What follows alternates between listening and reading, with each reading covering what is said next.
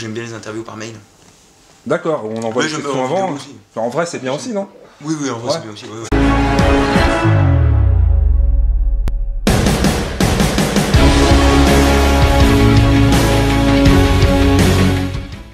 Ouais. Un sale con? Vraiment? Non, c'est pour trier un peu les gens. C'est vraiment, enfin, quand j'ai commencé le spectacle, les mecs savaient pas du tout. Enfin, je faisais pas de chronique ni radio ni télé, et personne me connaissait. Enfin, il y a beaucoup plus de monde qui me connaît maintenant, mais les gens connaissent au moins l'humour. Et du coup, ça permettait de trier un petit peu les familles et les enfants de 5 ou 6 ans qui venaient. Surtout que j'ai commencé à jouer dans un tout petit théâtre il y a 4 ans maintenant, qui s'appelle la Comédie des Trois Bornes, où le dimanche à 15h, dans un horaire on vient en famille et tout. Voilà, on vient en famille. On vient pas du tout. J'ai joué devant 2 personnes aussi.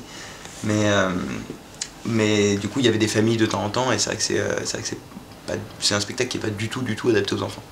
C'est pas moins de 14 ans, j'ai pas vu ça, non? Si, mais ouais. Au fur et à mesure, j'ai reculé le truc. Non. C'était 10 ans, et puis... C'est pas ça, c'est qu'ils comprennent pas vraiment, quand les enfants, à 12 ans, je sais pas si tu comprends vraiment le cynisme, les trucs comme ça. Et puis j'ai quelques blagues de pédophilie qui sont cons, et les blagues de pédophilie, dès qu'il y a un enfant dans la salle, ça devient super glauque. Les gens sont gênés et ouais. tout. Ouais, j'ai fait une représentation à Avignon où il y avait un enfant qui devait avoir 6 ou 7 ans, et que ses parents l'avaient passé en le cachant sous leur manteau. Et il était dans la salle, et à chaque fois que je parlais, il faisait des bruits d'enfants, des bruits bizarres. Ouais, d'enfants bizarres aussi. Ouais, d'enfants bizarres, d'enfants à qui il arrive des trucs étranges. Et le truc, c'était horrible, c'était la représentation vraiment longue, c'était super glauque. Ouais, donc en fait, en mettant un titre comme ça, un spectacle, on se dit, ça va... Normalement, ça sélectionne un petit peu le public, il va être un peu averti par rapport au contenu. Ouais, et puis au moins ça prévient que c'est du second degré, et que je dis des conneries aussi, quoi, que c'est pas... Sinon je sortirais pas des salles, je serais lynché dans les salles. Donc le sale con, alors si j'ai bien compris, c'est celui qui dit des horreurs, c'est ça? Oui, c'est celui il y a un second degré dans le sale con. Moi, je trouve qu'il y a une notion de second degré un peu que le con a pas. Le con est vraiment au premier degré. Est-ce qu'il y a des réactions parfois dans la salle, même quand il n'y a pas des enfants, il y a des gens parfois qui sont abonnés ou quoi, qui viennent à tout. Il y en aura ce soir. En début d'année, ils payent pour 10 spectacles. Ils choisissent pas vraiment. Est-ce qu'il y a des gens comme ça qui savent pas forcément le contenu, et des fois des réactions dans le public? J'ai regardé un petit peu, enfin moi j'aime beaucoup, mais ça... Ben j'ai Il y a des souvent un peu gênés ou... Non, mais j'ai des gens qui partent après. Qui partent pendant le spectacle? Ouais, mais bah, après c'est normal, hein, puis ça arrange un peu tout le monde, hein, si tu passes un mauvais moment, si personne aime, si t'aimes pas du tout le spectacle, et que moi je suis en face et que le mec je le fais pas du tout rigoler, ça nous arrange tous les deux que le mec s'en aille. Ouais. C'est pas moi qui vais partir s'il y en a qui s'appelait. Ouais, c'est ça. Ouais, il aime pas, je me casse. Mais non, si, il y a des gens qui partent. Enfin, c'est beaucoup plus rare maintenant parce que les gens sont avertis, mais j'ai quand même encore... c'est souvent, comme tu dis, un peu quand tu tombes sur des publics d'abonnés, j'ai souvent des gens qui s'en vont. Alors, parce que c'est un peu cru, quoi. C'est cru.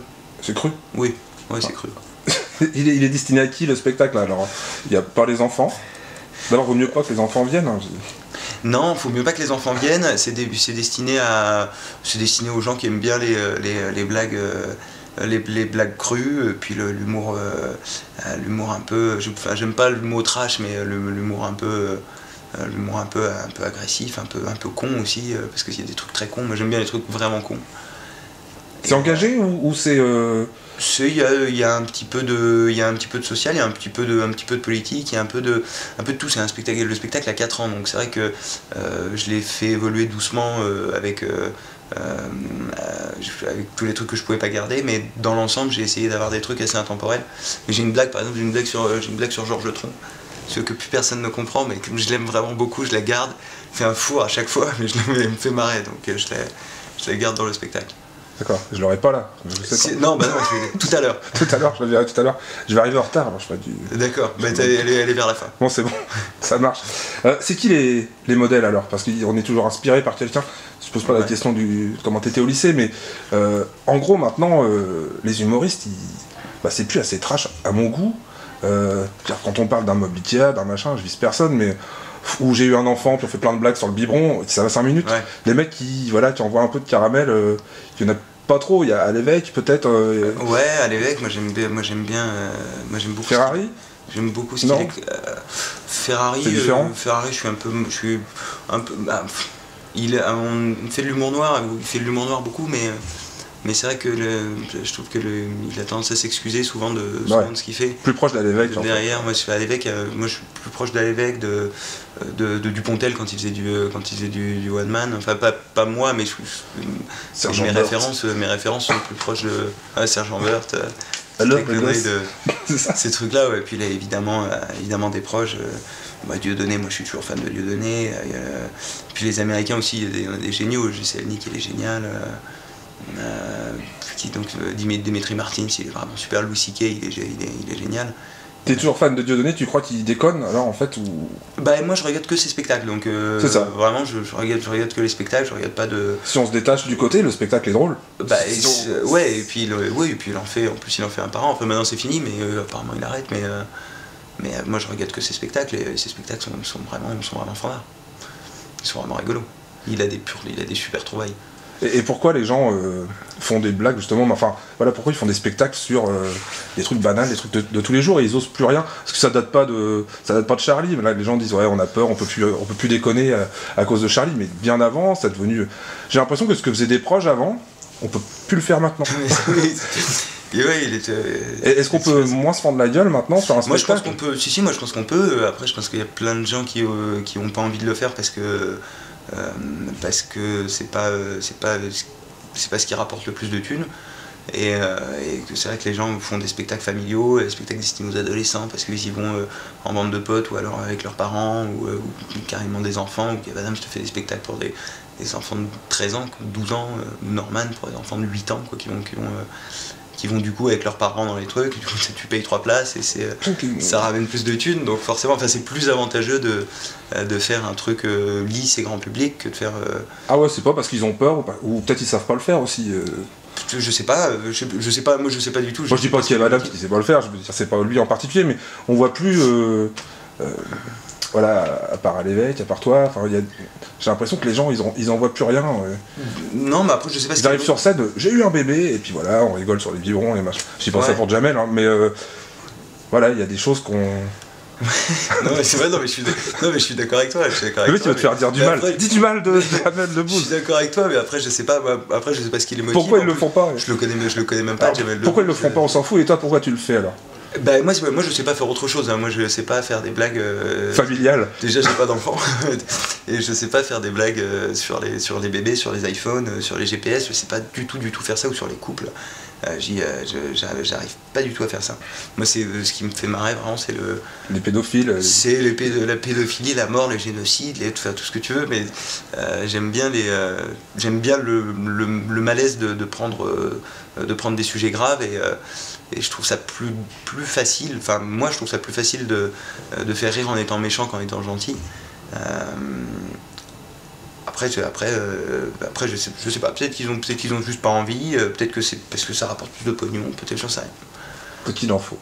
Ouais. Et donc c'est plutôt des proches. Moi il y a des trucs qui me faisaient... Alors c'est peut-être à cause des pédophiles, moi il y a des trucs qui m'ont fait penser un peu à Fond et Val, à l'époque où Val il était un peu...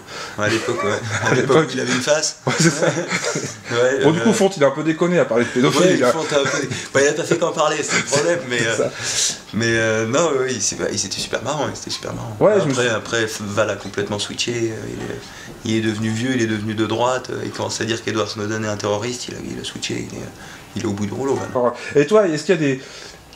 J'ai pas l'impression, mais il y a des sujets que tu t'interdis, tu vas dire ça je peux pas, ou... Non, mais il y a des sujets où je n'arrive pas juste. Qui t'inspirent pas, tout simplement. Oui, où ça m'inspire pas, j'arrive pas à être marrant dessus. Il y a des sujets plus durs que d'autres, et c'est vrai que mais c'est la seule censure qu'il y a. Si je me censure, c'est juste parce que j'arrive pas à le faire, et du coup c'est pas volontaire. T'es pas encore menacé, on t'a pas demandé de... Si, je me fais, j'ai eu plein de... Ouais, j'ai eu plein de... Des handicapés, des... Non, pas trop. Non, les handicapés, ils sont vachement marrants. J'ai reçu ce matin, j'étais à France Inter, j'ai reçu J'ai reçu ce matin un truc d'une association d'handicapés qui peignent avec la bouche, qui m'a envoyé un tableau avec marqué Joyeux Noël enculé, ou un truc comme ça, mais qui était vraiment avec un mot super sympa. Les mecs qui ont pas de bras, qui me fait un tableau.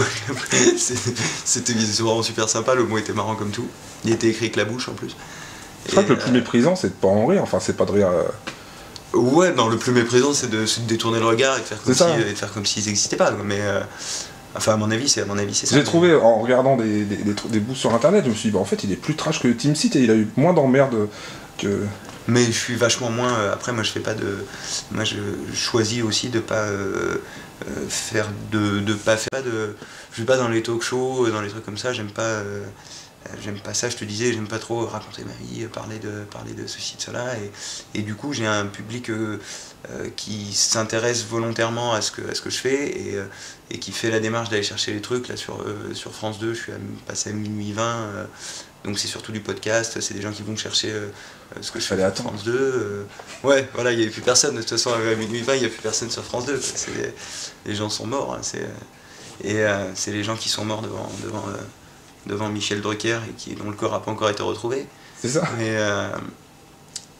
puis sur France Inter aussi, c'est des gens qui vont chercher souvent ce que je fais, mes chroniques et mes spectacles, donc c'est des gens qui s'y intéressent et pas des gens qui veulent...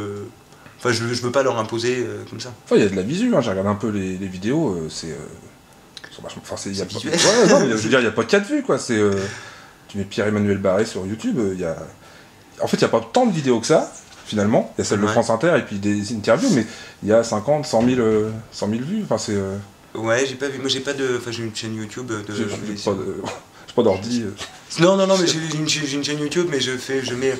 Après, comme le contenu m'appartient pas, une fois que c'est sur les chroniques et tout ça, le contenu m'appartient pas, ça appartient à France Inter, ça appartient à Canal+, ou ça appartient à France 2, donc je peux pas les... je sais pas trop...